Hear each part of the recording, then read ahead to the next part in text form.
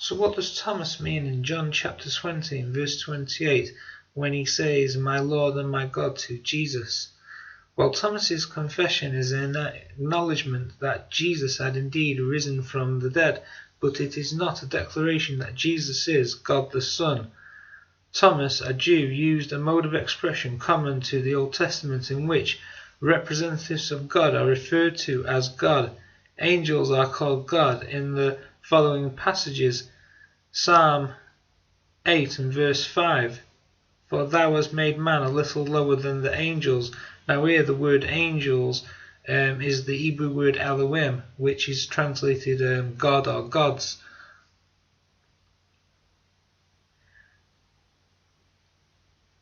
And again in Genesis chapter 16 and verse 7, comparing this with verse 13, and again Genesis chapter 22 and verses 8 and 11, and cross-reference verse 15 and 16. Angels bear the name of God themselves in Exodus chapter 23 and verse 20. Here I am sending an angel ahead of you to keep you on the road and to bring you into the place that I have prepared.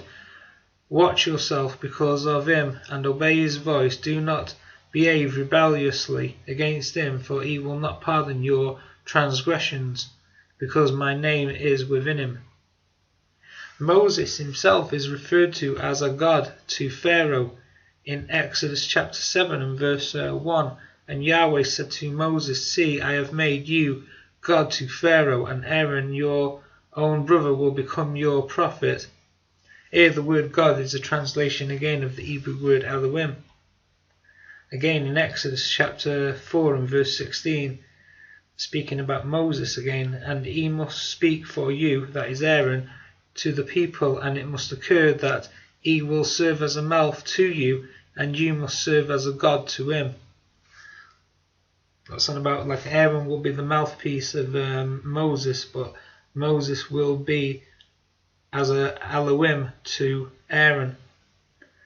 Elohim is also translated judges in the authorized King James Version in Psalm 82 and verse 1 and 6,